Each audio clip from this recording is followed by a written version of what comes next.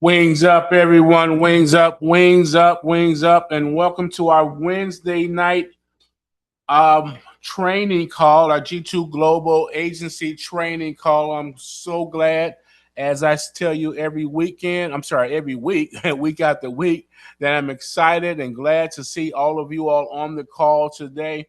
Listen, this is one of my favorite times of the week is when I get the opportunity to share information and share information that's going to not only make you a lot more money, but just to empower you. So I'm so glad that a lot of you all take the time out to just join this cause and to receive the information that I have to offer you guys. So one of the things you guys know, each and every one of you all know, that's on this call is for years. G2 Global Network has always been about empowerment and making sure that the members of our network is empowered on every angle, whether it be mindset development, whether it be product training, or just giving you an opportunity to come into our network and earn a living. And even just from a personal standpoint, I like to try to reach out to as many people as I can every now and again, just to check on the members and the family members of G2 Global Network, because I'm concerned about your development. I'm concerned about your well-being, and I want that to be the mindset and the frequency and the very fabric of the very fiber of the stitching of G2 Global Network, that we will not compete against one another, but we will enhance one another.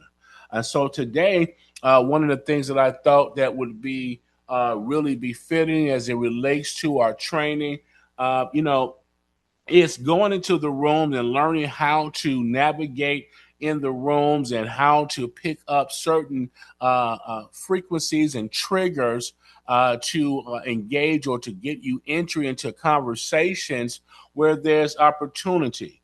And so I'm thinking that, maybe just if we did more training and had more training on what do you actually say next? How do you control the conversation so you can control the deal?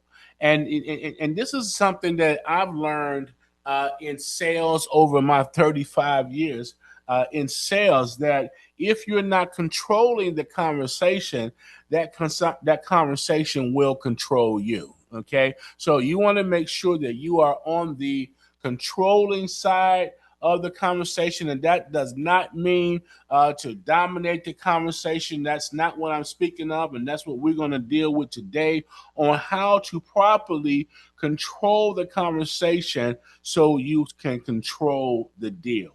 So, what do I say? What do I say next? Most people think that sales is about pitching. Most people think that sales is about pitching. You're pitching a product. Top performers that's in sales know the truth.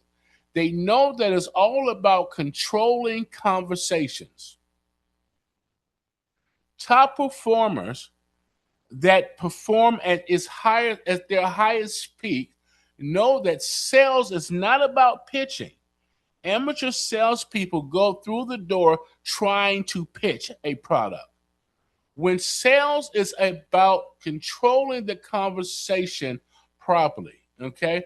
So deals, when you're dealing with funding or you're dealing with any type of sales, deals are rarely lost because someone said no at the end.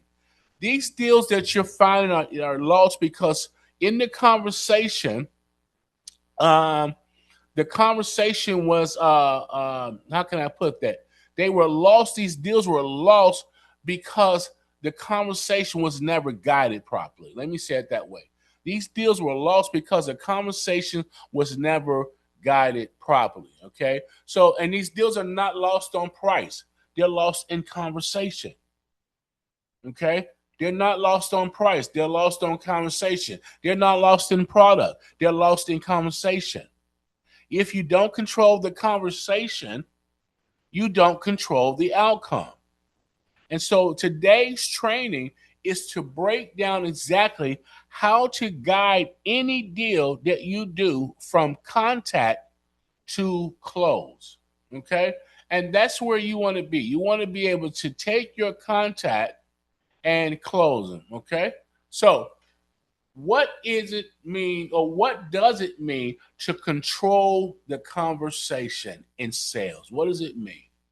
Okay. Control is not domination. When I speak of that, I don't mean to dominate the conversation.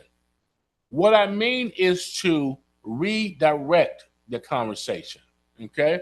You don't dominate it, you redirect the conversation. Okay? So, redirecting the conversation means you are intentionally guiding the discussion. So to control this conversation and to redirect it doesn't not mean that you're dominating it. You're trying to talk over people. You're trying to show how much you know. What professional top salespeople do is they intentionally guide the discussion. How? By asking questions. Asking what we've been talking about for years now, open ended questions. You're trying to find out information. You're trying to find out information through your questioning. Stop trying to pitch and stop trying to sell a product. When you're speaking to people, and you're getting and engaging in conversation, you should be asking what's called probing questions. You need to probe and ask open ended questions. Why are you asking open ended questions? So your client or potential client can open up and not having one answer, a one word answer. Okay? So to control this conversation means that you're intentionally guiding the discussion to where you want them to ultimately land. Whether it's later on that evening in the conversation, whether it's tomorrow, whether it's next week, whatever. You want to make sure that you're asking enough questions so by the time you are aligning your program or your product with their situation, their pain points, you've already built the rapport with these clients and you've already set the stage. Okay? You're setting the tone, you're setting the pace, and you're setting the priorities when you're controlling the conversation. So you are intentionally guiding this conversation by setting the tone, setting the pace, and setting those priorities. What are we going to do next? What needs to be looked upon as you are uncovering their pain points, things that they should be paying attention to first. Okay, you're leading the client toward clarity and decisions. That's what you're doing in the beginning of these conversations.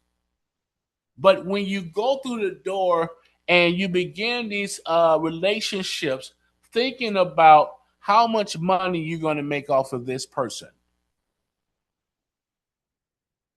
okay? That's what's called transactional thinking. That's transactional sales. You need to focus on being consultative. And in order to be a consultative salesperson, you have to ask questions. So, what does that mean? Controlling the conversation does not mean that you're talking more than the client.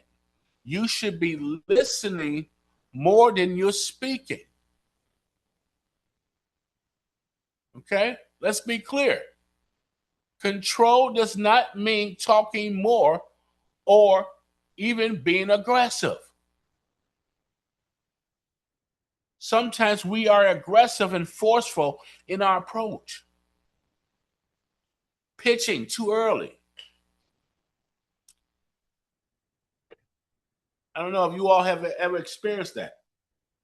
Pitching too early. You're eager to share what you have on the table, So you're not taking the time to learn about them. Ask them about their business. Ask them about them. People love talking about themselves. They love talking about what it is they do. So you have to tap into human nature at this point because you have an ultimate goal in mind, which is to align your program or align your product with their need. But you cannot align properly unless you understand their need.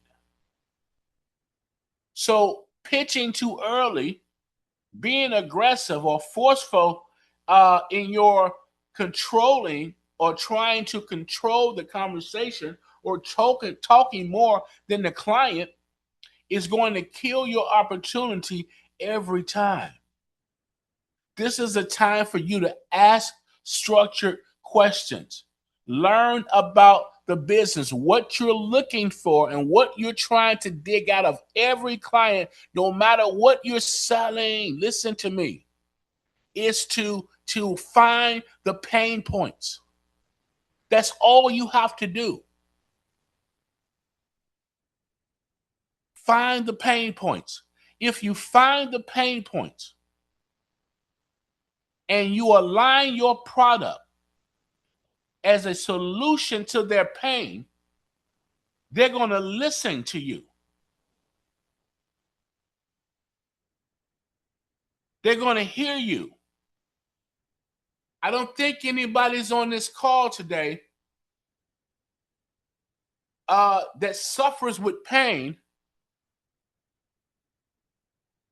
and not want to feel any type of relief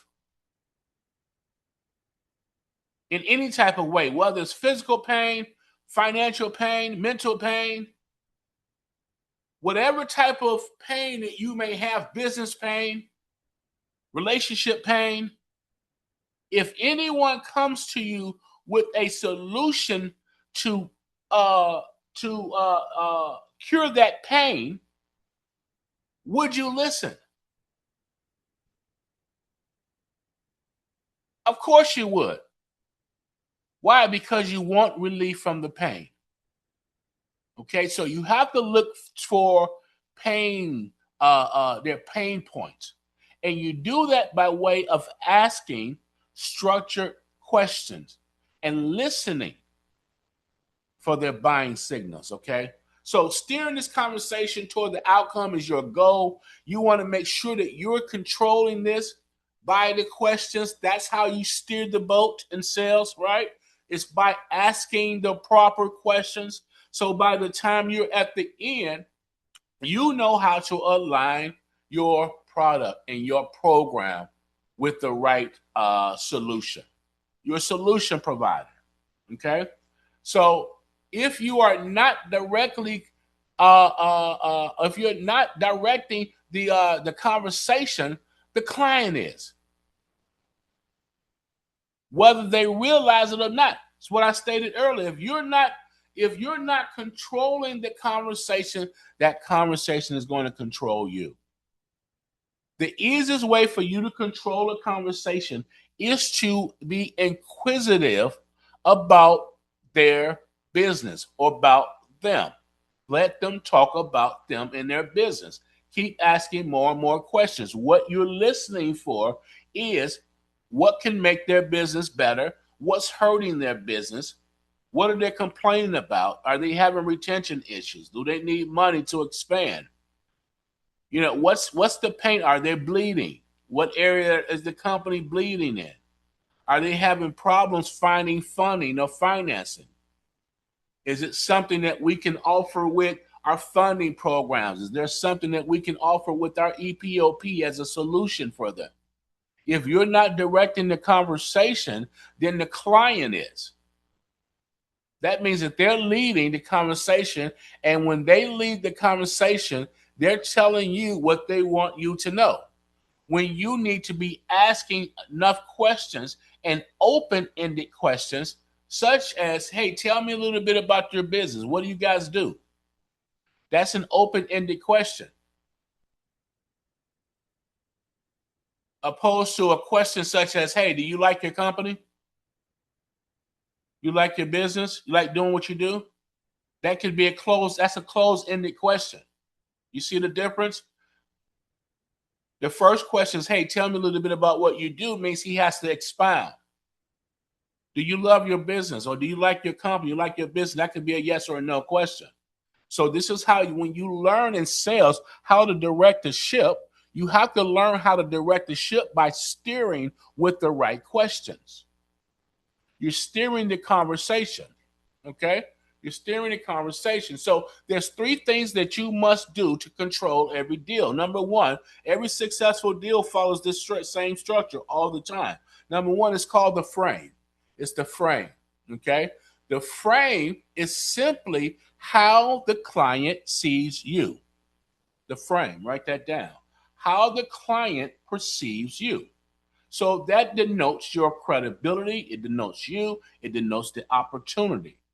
If the frame is weak, you become a vendor. If your framing is weak, they're going to look at you as a vendor. But if your frame is strong, you then become the solution maker. Okay? You become the problem solver. You become the deal architect.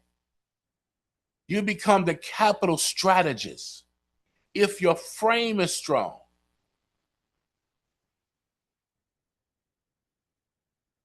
So the first thing is you want to make sure in the conversation that you're setting up the frame properly, which means you want to set yourself up as the solution provider, solution authority, right? But you never want to talk too much about you.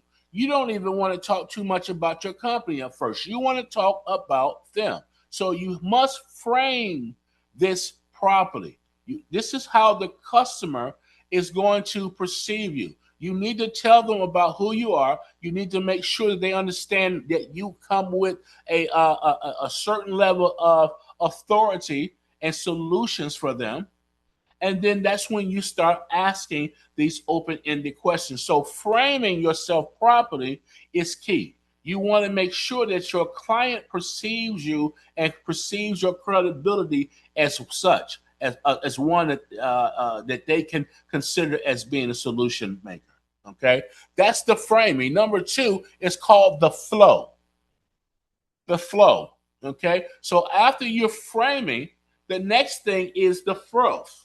Okay, so what that means, that's what gets discussed and in what order. That's the flow. What are we discussing and what order? Okay, if you don't control the flow, the client will jump to price. If you don't control the flow, the client's going to jump to random objections. If you don't control the flow, they're going to jump to irrelevant type comparisons. They're going to jump to timing. If you don't control the flow.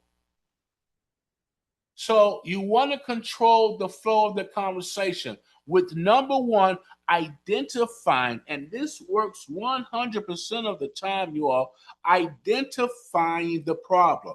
The flow should be centered around their problem. Everybody in every company, everyone has an part or a problem, whether it be in their life or in their business structure. There's a problem. What you're trying to do as the consultant is to uncover what that problem is, what's making them ache. Okay, so the flow denotes what this gets discussed in what order, the problem, and then what's impacting or what the impact of that problem could be, or what that problem is currently impacting. So the flow of this conversation should be the problem, then the impact, then the solution. I understand the problem. I understand that you having a retention issue with your company. That's not good. I get it, and I get that the retention issue is impacting you guys by decreasing your revenues and uh, not allowing you to produce uh, productivity with your product on an assembly line. Your productivity is going down because you're losing people, so it's definitely impacting your company. But here's the solution. I've got a program that's called the EPOP that'll actually put up to about $1,000 per employee back into your bottom line. So that'll give you guys a little bit more of some freed up capital because you're overpaying in your payroll taxes. But that also increases your retention by 18 to 20%. So then, because we're giving you additional supplemental coverage at no net cost, things like uh, accidental death and dismemberment, things like mental health coverage, things like you know what's the other disability? I'm sorry, disability coverage, things like that, telemed health, things like that. So all of these different things that your employees would get in addition without any additional cost. These are the type of things that can help your situation out. Okay, that's just one solution. Okay, so here's the next step. What I need to do is get a payroll census from you and get a payroll report from you so we can run some numbers. Let's see if we can get some of this capital back into your bottom line. So just understanding the problem and what the impact is, and here's the solution, and here's the next step. That's called the flow. You don't let the client randomly jump around topics. You guide the sequence. You have to use that flow. The problem, the impact, solution, whatever the solution is, according to that their situation. You have to know what your solution. You have to know what you have to offer, though.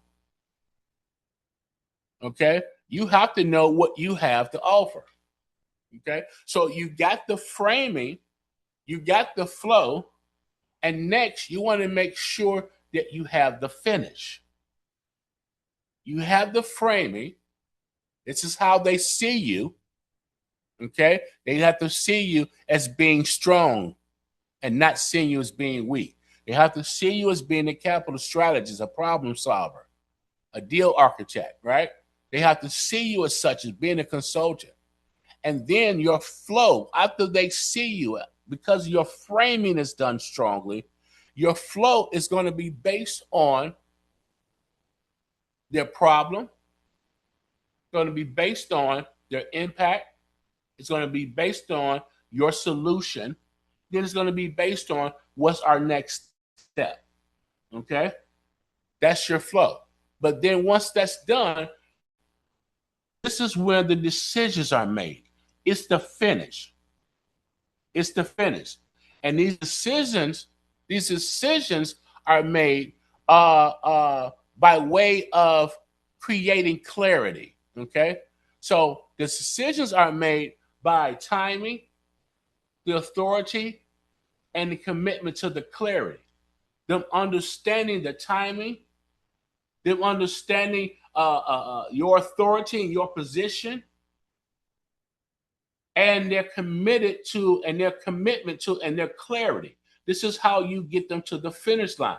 So weak closers check in. Strong closers design decisions. Strong closers design their own decisions. Okay? So you know how to control this conversation and get them to the decision line because you know what questions and concerns they're already going to have. So you want to make sure at this particular point that you're being clear and on the timing. You're being clear once again on your authority and also the clarity of the commitment on their end and your end. Okay, so this is what strong closers do. Okay, you want to create a sense of urgency. Your goal is simple. Your goal is to position yourself into the problem space. Let me say that again. This is where the money is, you all. Your goal is to position yourself into the problem space. Okay, your goal is not to enter. Your goal is not to sell. Your goal is not on entry. Is not to sell. Let me say that. On entry is not to sell. Your goal is to position yourself into the problem space. Entry, entry space of problems is where you're going to find your your financial rewards, because now here you are a solution to these problems. Okay, so there's triggers that you need to listen for though. There's triggers that you need to listen for. Things like when they're saying stuff like we're running into some issues. Okay, that's a trigger. That's a trigger. We're running into issues. It's becoming difficult. We're behind on. We can't seem to scale. These are different words that you have to listen for when you're listening to frame your conversation and control these conversations. You want to listen for things like they're running into issues. You want to listen to words like, it's kind of becoming difficult for us to function, or we're behind, or we can't seem to scale, or these are the things that you want to listen for, is what we call trigger words. These are trigger words. Okay? So, and this is where you enter and you can let them know, hey, that actually sounds like a structural issue. That's something that we can actually help you with. Okay? This sounds like something that we can actually help you with. Once people and customers or individuals start sharing that they're having issues and they're having trouble, or they're in some pain, and you've listened to all of their concerns, you should always be able to say, hey, I think that's something that we can help you with. We can get rid of that solution, of that situation for you. So in the frame, position yourself correctly means that you're not competing, you're positioning. Early in every conversation, your goal is to establish that you are a guide, not just a seller. You understand their world because you've listened. You work with qualified opportunities only. This is how you frame yourself. For example, let me understand where this fits into your current strategy. This is some of the language that you need to be using, so I can see if we're actually a fit. Walk me through your day-to-day operation or your day-to-day process. Hey, what's the outcome you're trying to solve first? What's on your agenda first? This is some of the things that you need to say when you're trying to figure out what should you say next. Always be asking these questions. These are open-ended, questions. What is the outcome if you're trying? What is the outcome you're trying to solve? Tell me about this outcome. Walk me through this process. Walk me through your situation. You want to get them talking. Simple. Okay? If you accept, key rule, listen, if you accept a weak frame, you're going to inherit a weak deal. That's a fact. If you build your frame weak, you're going to automatically inherit a weak deal. Okay? You're looking for capital, you're looking for funding, you have the solution. You're looking for growth and expansion, you have the solution. Okay? You have the solution. So the flow is just simply controlling the conversation path. Most salespeople lose the control here. This is where they lose it. Because without a structured flow, the conversation is going to drift into the emotions of the buyer, their own thinking pattern, which is what? People always want to know, they want to have pricing debate. I can do better than that. I can do this. Pricing debates.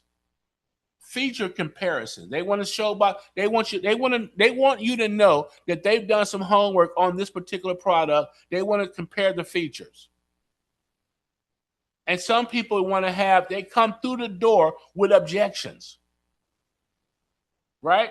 But had you properly set that flow up, had you properly set that flow up where you uncovered the situation, right? You uncovered that situation, you uncovered the impact of that situation, and you presented a solution based on their situation and based on that impact, then they lose that thinking of price debates. They lose that urge to have feature comparison. They lose that frame mind of having these objections because you came through the door framing this conversation properly and creating the proper flow. You must guide the flow by number one, all the time tapping into the current situation, tapping into the pain points and creating a sense of urgency.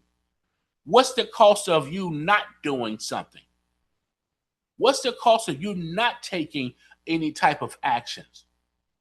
If you don't fix this situation, what is this going to do and how is this going to impact the company? How is it going to impact and what's going to be your outcome?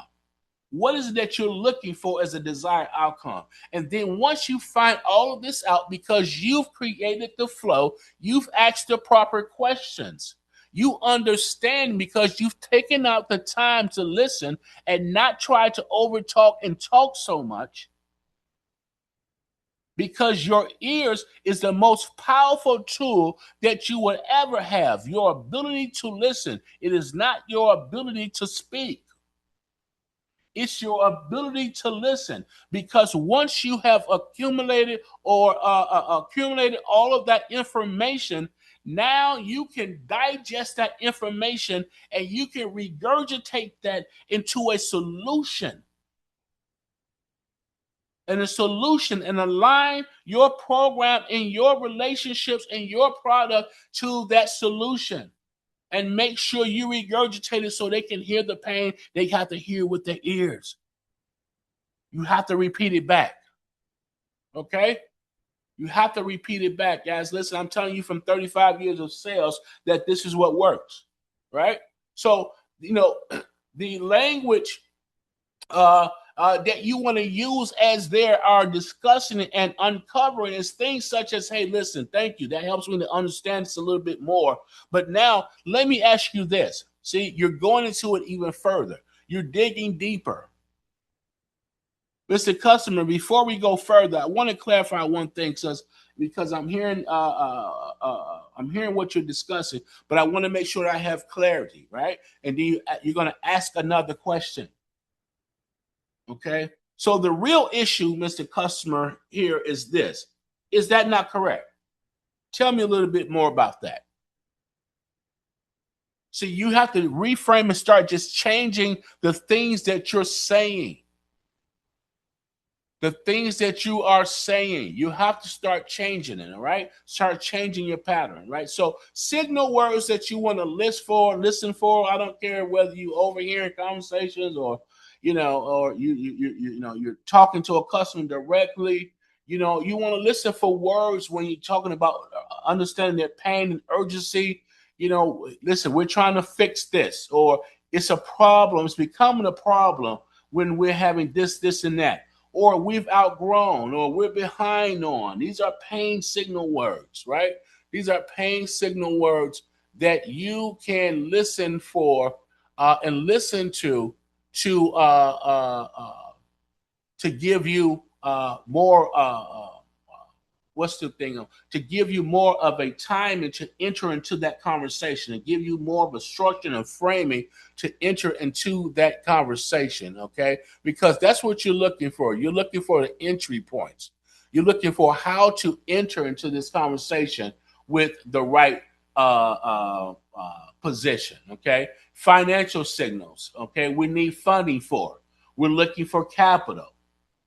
We don't have upfront resources. These are words that you want to hear because you have solutions for stuff like that, right? We're trying to structure the financing. We're trying to scale. We're expanding. These are all words that you're looking for. We've been approved to do this. We're comparing options. We need to move quickly. That's a decision signal.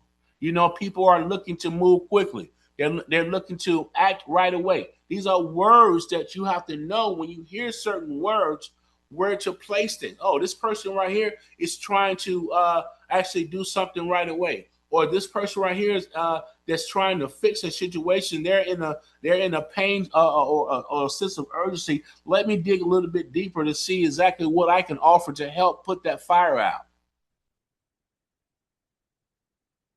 When you become the solution maker and not the transactional provider, then you become more relevant to these clients. Okay, when you become the solution maker, you become more relevant to these clients, and because you're not transactional.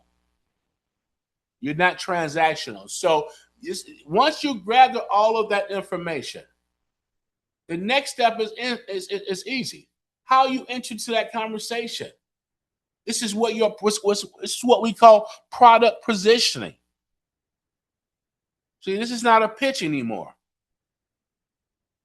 When you hear the trigger phrases, your goal is not to pitch, it's simply to align. I want you guys to get that word in your mind, that you're not pitching.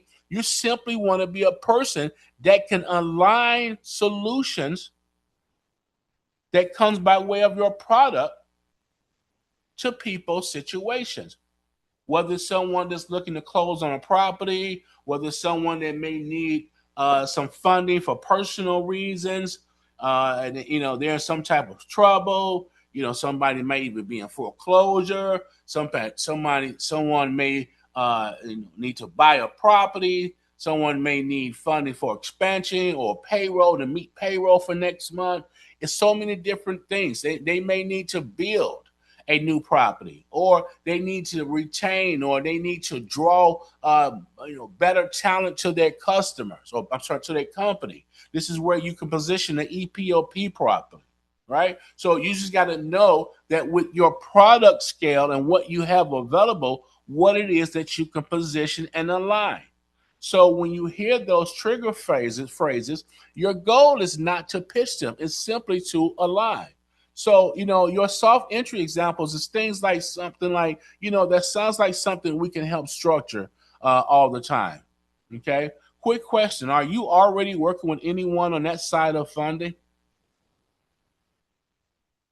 Hey, based on what you just said, there may be a way that we can position capital around that. Okay. Just different things like that. These are, once you get the framework and once you get the flow, master the flow. Situation, impact, solution, and next step. What's the situation? What's the impact of that situation? And what's the impact if they don't do anything? What's the solution with your product that you're going to present? And then what's the next step? So your positioning mindset is that you're not selling alone. You simply are aligning capital, and you're simply aligning strategy. Okay. So you earn the right to be present, not assume it. You earn the right to be present, not assume it. Okay. Not assume it.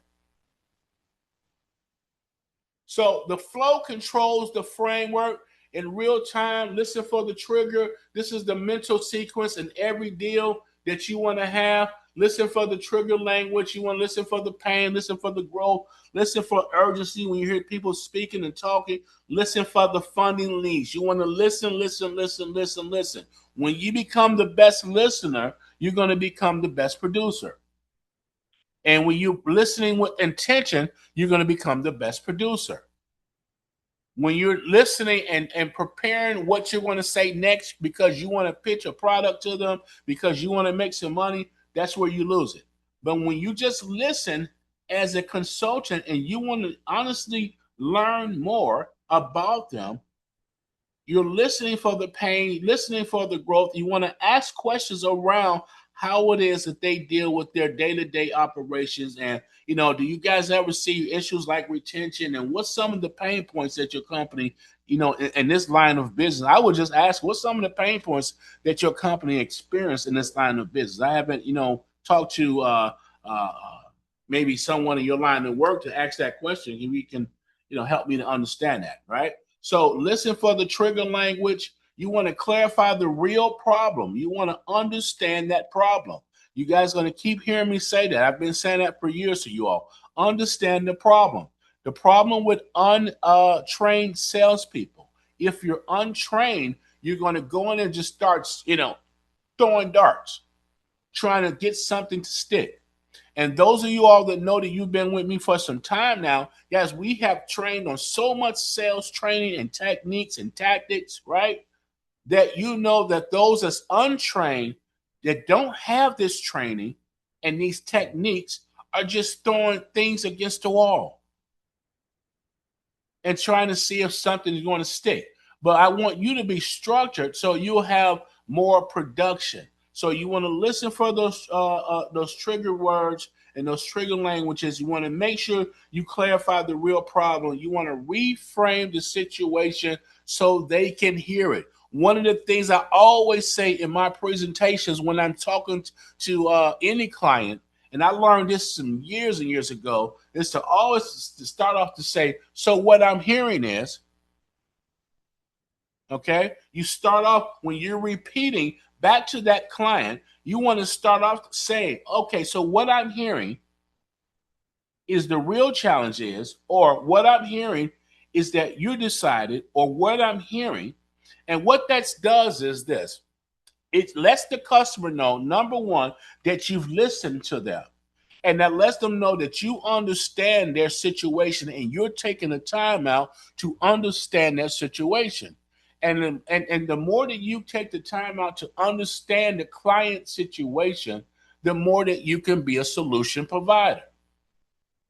So this is psychology. This is sales psychology. What I'm hearing you say is, that's called reframing the situation. And then you're going to position your solution. This is where we typically structure the capital, where this is where we implement our EPOP program, because what I'm hearing you say is that you're having a retention issue, and most of the people that you hired this year, about 20% of them have already left the company because of whatever reasons, right? We want to make, because they're not getting the best benefits, or they're not getting the best care at this company. So one of the things that we can do is we want to implement maybe an EPOP program for you to help you do that. So that's called positioning a solution. Okay. And then once you do all of that, once you listen for the trigger, once you clarify the real problem, and you repeated it back to them, and you reframe that situation, and you position the solution, the next step is what's next. Okay. The next step, what is the next step? Okay. And one thing I don't ever want you to ask a customer is asking them what the next step is. What I want you all to do is to start practicing what's called the assumption close. This is where you assume the close. Once you do all of these things, assume the close. Don't ask the customer, hey, what are we doing next? Are you open to talking further with me? Okay. Instead of that, say, hey, listen, okay, so what I'm going to do is I'm going to set up a call for this week, maybe Thursday or Friday. If you're available Thursday or Friday around 3:00, we're going to get on a Zoom call. And what I'm going to do is I'm going to give you some real hardcore numbers on our EPOP program. So I need you to shoot over your payroll report or your census report to me. So I need you to do that so I can get some numbers together for you. Once you do that, I'm going to meet you at 3 o'clock on Friday. We're going to be right back here. I'm going to go over these numbers with you, and then we're going to get you going and start getting into this program, getting some money back into your account, and getting some coverage for those employees, so we can solve that retention issue for you. Okay, so you can have a little bit more coverage for those employees, and you have a little bit more leverage and in terms of retaining at least 18 or 20% of your people. Okay, so there's a solution, and I didn't ask them what are we doing next. I didn't ask their permission. I told them what we were going to do. They're going to have to flat out tell me no. Okay, they're going to have to flat out tell me no. I don't want to do it. No, I'm fine, but I'm going to assume the close. All right. Never ask. Always assume. Okay. Because you've done the homework. You've created the perfect frame. You've asked all the right questions. You understand the scenario. You've presented the solution. Why wouldn't they close? Why wouldn't they move forward? Right? So the week says things like, let me know what you think. They say things like, we'll follow up soon. Or they'll say things like, tell you what, go ahead and talk internally with your team and get back to me. See, those are weak closers. I would never say that. You're giving the power back to the customer to go back to their day-to-day business and forget about you. Why? Because they've got day-to-day things that's on their plate that they need to attend to. But you want to make sure that you're staying on top of it and you're being the lead on this with things like, hey, what needs to happen for us to move forward? Or what needs to happen for us to move forward? Is this something that you want to move forward on this week? I wouldn't even say that, actually. I wouldn't say, is this something you want to move forward on this week? What time are you ready to move forward this week? Are you ready on Friday? Is there anybody else that needs to be involved in this final approval? Decisions should be designed, not discovered. You should make them based on your flow and your technique. You should make them and push them into the decision that you want them to decide, the direction that you want them to go. Okay? So the final takeaway here is, listen, your success comes down to one skill, not persuasion. Not persuasion. Your success comes down to one skill, not persuasion, not pitching, not information. Okay? It's one skill. You need to have the ability to listen so you can frame, flow, and finish. Frame, flow, and finish. When you master the framing, when you master the flow, and then you master the finish with any product, the deal becomes predictable. You know exactly the direction this deal is going. Frame, flow, and finish. Okay? This is how you control the conversation. So as you're trying to get your programs and you want to start unleashing some things, practice, being more consultative in listening. Use this, especially for this EPOP, guys. We're getting a lot of deals coming in for EPOP now, more traction than we've ever had. Okay, so people are signing up and sending in docs and doing all this, so you want to make sure that you guys get in on that EPOP for sure, or just make sure that you get on all that G2 has to offer. But you guys know that EPOP is our flagship program. Why? Because you do the job one time and you get paid over and over and over and over. Okay, but frame, flow, and finish. That's what you want to work on. That's what you want to work on. And I want to leave this with you. If you've ever left a conversation thinking, I should have said something different. And listen, I'm guilty of that. I should have done it this way. You didn't lose that deal at the end. You lost control of it at the beginning. Keep the control, and you will control the deal.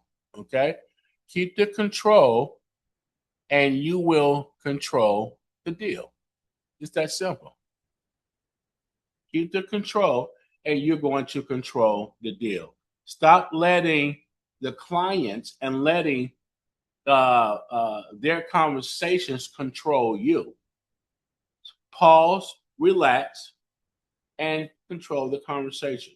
Not dominate it, steer it, and control. Okay? All right. Wings up to everyone. Wings up to everyone that's on this call today. Thank you for joining our Wednesday night call. So many of you all are joining and learning more and more. And listen, I'm excited about as we are moving forward within our G2 Global Network. We're bringing more and more things to the table. I'm excited to announce that in between August and October, we're going to have our G2 Trading Academy coming and starting up. So people will be able to come into G2 Global Network and start learning how to trade and things like that as well. Okay. So we are growing. We're steady putting things in position for you all to be successful. All right. All right. That's it for me for today. Hopefully, this was an empowering training for you, and it's going to help you along the way within your career, your sales career. Wings up to everyone, and I will see every one of you all at the top. Wings up. Thank you for joining our call. Wings up, Mo. Real Wings quick, up. I want to